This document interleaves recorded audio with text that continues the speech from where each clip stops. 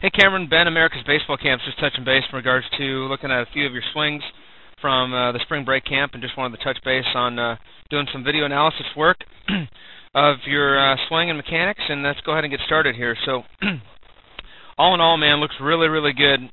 You look like a really good athlete, and you just look the part, so that's half the battle. So, a couple things I do see, you do start nice and wide, and that's fine. A lot of guys like to do that. Your knees are inside of your feet.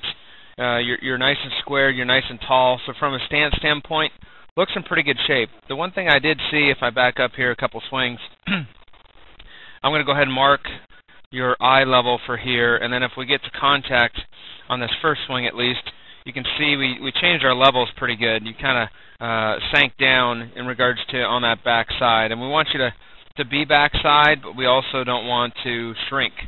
So we got to make sure we stay with those levels,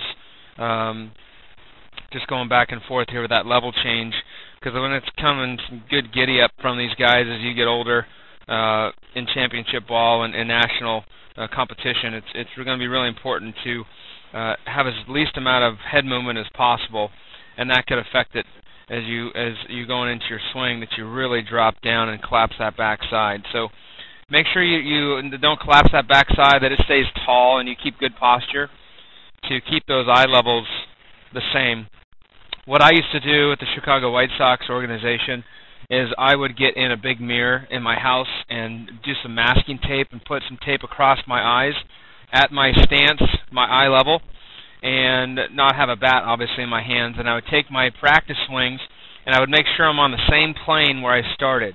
So from start to finish, my eye levels stayed the same, where I didn't change them, because that's about a foot change in regards to your eye level. So that's a pretty big difference in regards to that. So that's something that I would work on personally.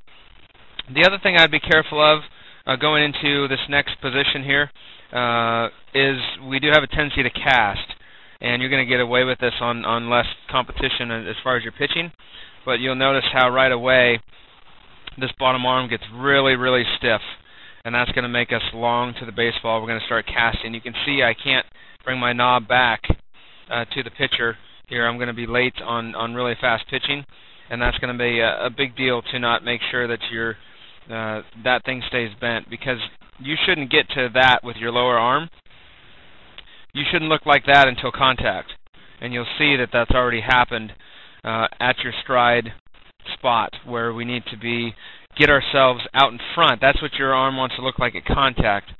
So what I would do, get yourself like a little league bat or a little one-handed bat, and see this angle here. Is you want to keep that angle where you're going to keep going here and try to keep that. You'll see that your hands go back, but you don't want to lock up your arms out.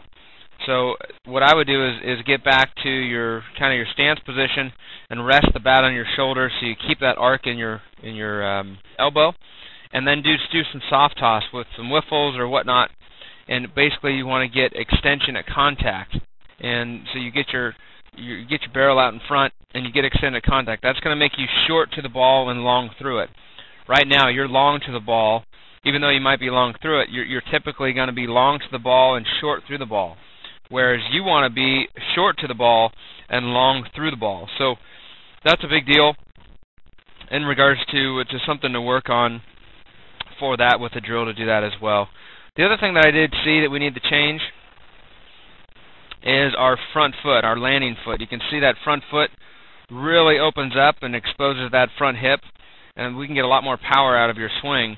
So make sure when you go to do your stride that you don't land with your foot open. It should be no farther than like a 45-degree angle, and that really pushes past the 45-degree angle mark. You can see that heel is more facing back here, where we want your heel to be facing more that direction to keep yourself, that front side closed, that firm closed front side hit up against it, and that's going to be important in regards to your swing here. So let's keep going through your swing.